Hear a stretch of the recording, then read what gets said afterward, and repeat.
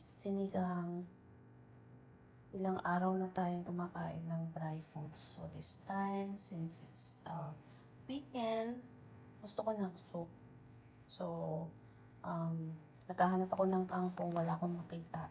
Ang gagamitin natin is, hindi bok choy. Ano ang tawag dito? Yung Chinese vegetable. Normally, ang uluto dito is steam. So, masarap to lagyan ng garlic and then steam and then olive oil. Yun ang pinakamasarap. And of course, our sigang. And we are going to use sinigang mix kasi wala tayong fresh na sampalok dito.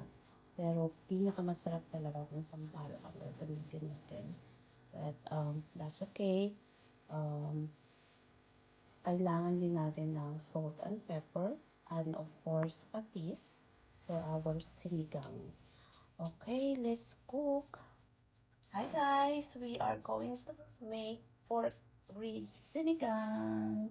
And these are our ingredients.